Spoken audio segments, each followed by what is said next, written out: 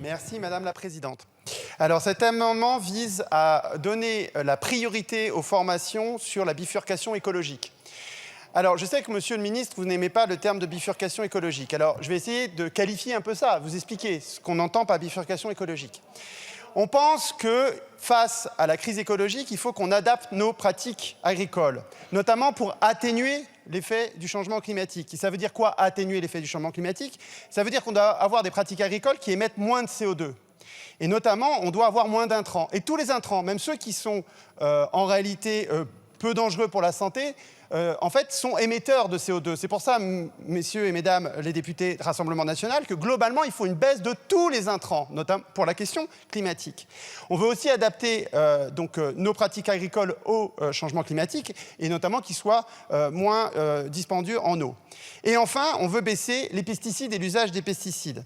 Alors, visiblement, le concept de One Health est arrivé aux oreilles du ministre, tant mieux. Mais c'est visiblement pas arrivé aux oreilles des députés du Rassemblement national. Alors, je vais essayer de vous expliquer 2-3 choses.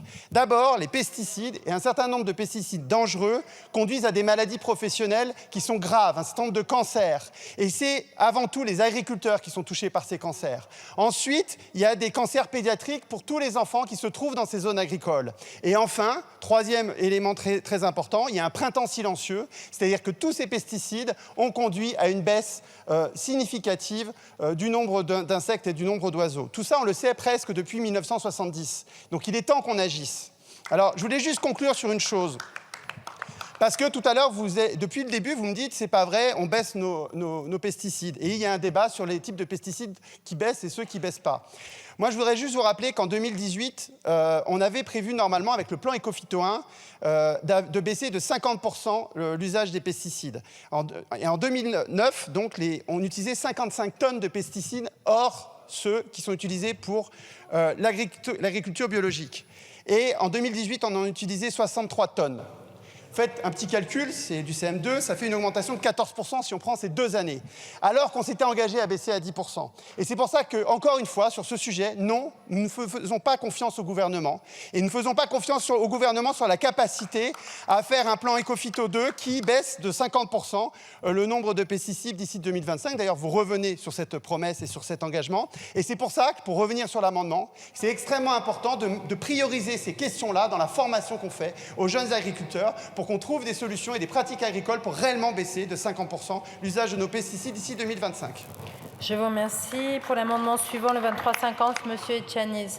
Merci Madame la Présidente. Il s'agit dans cet amendement, dans la poursuite de ce qu'a dit mon collègue Davy, de remplacer les termes en accroissant notamment, qui sont quand même un petit peu mous du genou et qui laissent un petit peu la place à l'hésitation et au surplace, de le remplacer par en développement, particulièrement, qui est un peu plus péchu et qui donne un peu plus d'élan à l'engagement que doit faire l'enseignement agricole sur le développement de la transition écologique.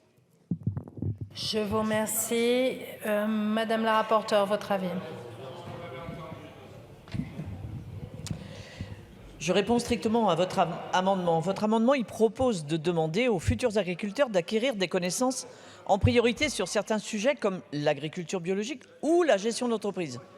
Je ne sais pas s'il existe véritablement des connaissances prioritaires par rapport à d'autres, d'autant que tout cela dépend des formations et des spécialisations suivies. C'est ce qui est écrit dans votre amendement. Introduire une sorte de hiérarchie entre les matières ou les domaines me semble donc pas très délicat et potentiellement dévalorisant, autant pour les enseignants d'ailleurs des matières qui ne seraient pas concernées que les étudiants qui les suivent. Donc avis défavorable. Merci, Monsieur le Ministre. Même avis que votre rapporteur.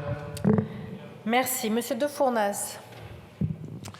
Merci Madame la Présidente. Ce que vous venez, Monsieur de la France Insoumise, de développer, c'est encore pire que le discours fallacieux de M. Potier. Vous venez de parler non pas en ODU, mais en QSA, en quantité de substances actives. Je vous explique, non, parce que le débat est important. Quand vous remplacez un produit pour lutter contre l'oïdium de la vigne, qui est un produit CMR, cancérigène, mutagène, reprotoxique, qui est à 200 grammes à l'hectare, que vous le remplacez par un produit bio, le soufre, à 10 kg l'hectare, Vous comprenez bien que cette pratique vertueuse, elle aggrave significativement le tonnage des produits phyto qui sont utilisés.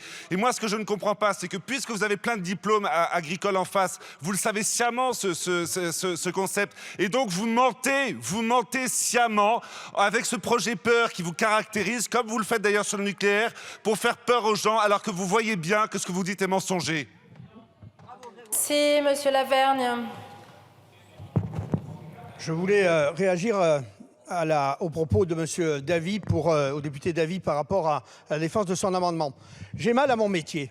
J'ai mal à mon métier, monsieur le député, quand je vous entends parler des agriculteurs, je vous entends parler des agriculteurs.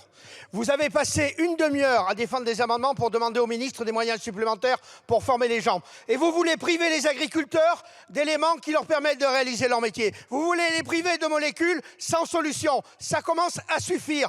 Tout le monde a besoin de moyens pour produire. Les agriculteurs ont aussi besoin de moyens pour produire. Et depuis 35 ans que je travaille pour l'agriculture, je n'ai eu de cesse de voir cette profession progresser, cette profession s'améliorer pour mieux respecter l'environnement. Respecter au moins le programme qui a été le leur que de s'améliorer depuis ces 35 ans.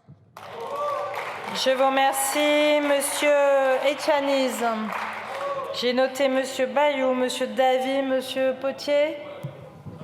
On s'éloigne un petit peu du cœur de l'amendement et c'était juste pour dire quelque chose que j'ai oublié de préciser. Je passerai la parole ensuite à M. Potier qui complétera sur le sujet qui dérive. Mais cet amendement a été adopté en commission éducation. Donc, Madame la rapporteure, ça montre bien son utilité et le fait qu'il a été notamment concerté justement avec les enseignants qui, c'est eux-mêmes qui le demandent. Donc, quand vous nous dites que c'est un manque de respect et une disqualification de ce que peuvent faire les autres enseignants, cet amendement est issu justement du corps enseignant. Donc, votre réponse n'est pas adaptée. Merci. Alors oui, mais il prendra la parole quand ça sera son tour. Monsieur Bayou.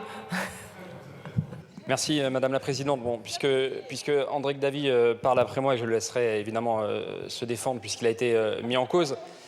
Mais, enfin, je ne peux pas ne pas réagir. Ce n'est pas une mise en cause des agriculteurs. Nous souhaitons toutes et tous la réduction du nombre d'intrants, de phytosanitaires, de pesticides. Il y a eu des plans éco-phyto qui ont été un fiasco. Il y avait un engagement du président de la République en 2017 ou en 2018 à sortir du glyphosate en 3 ans. Ça n'a pas été fait. Voilà pourquoi nous sommes à ce point en retard. Voilà pourquoi l'effondrement de la biodiversité menace. André Davy a mentionné, évidemment, la disparition des insectes. C'est valable également pour les oiseaux. 30% des oiseaux communs qui disparaissent. Et c'est l'agriculture intensive qui est la première responsable. Nous devons réduire la part des pesticides, le nombre d'intrants utilisés. Et pour ça, il faut bien développer dans l'enseignement l'agroécologie. C'est le sens de ces amendements. Merci, Monsieur Davy. Alors, le sens de l'amendement, c'est effectivement de mettre l'accent sur ces questions-là. Ça ne veut pas dire que les autres types de formations ne sont pas importantes. On en a déjà discuté en commission éducation. Nous, il nous semblait important de mettre l'accent sur ça. Voilà. Et je pense que ça devrait faire consensus. Bon.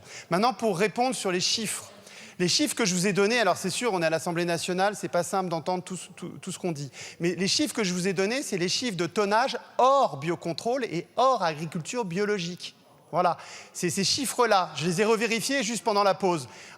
C'est ces chiffres-là. Évidemment, c'est beaucoup plus si on prend les tonnages agriculture biologique et biocontrôle pour la raison que vous donnez. Bon. Maintenant, pour répondre aux collègues qui pensent que c'est contre les agriculteurs. Les premiers à attaquer, y compris aux États-Unis, Monsanto, contre les maladies professionnelles, c'est les agriculteurs eux-mêmes. C'est pas moi qui fais un lymphome, c'est eux. C'est pas nos enfants, c'est pas mes enfants qui ont les cancers, c'est leurs enfants. Donc, cette question, elle est très importante. Donc, à la fois, moi, ce que je voudrais quand même dire là, c'est qu'on peut trouver un consensus pour dire qu'on a à la fois besoin d'une agriculture qui protège les agriculteurs et qui protège les écosystèmes. Et en fait, c'est pas... Quand on a fait le plan éco-phyto, on n'a pas insulté les agriculteurs. On a demandé en 2009, le plan éco-phyto, les gouvernements à l'époque ont dit qu'il faut diminuer de 50%. Ça n'a pas été fait. Voilà, ça a été un échec, cette affaire. Donc, il faut qu'on continue à travailler tous et toutes ensemble. Et il y a l'agriculture biologique qui montre qu'on peut produire. Et évidemment, il y a certaines pathologies ou certaines choses qui nécessitent des produits. Il n'y a pas de débat là-dessus. Et c'est pour ça qu'on fait du biocontrôle, c'est pour ça qu'il y a des tas de chercheurs qui travaillent sur ces questions-là. Et évidemment qu'on va trouver des solutions. Mais pour ça, il faut bifurquer parce que pour l'instant, ça ne va pas assez vite. D'où le mot bifurcation écologique. Merci, Monsieur le Ministre.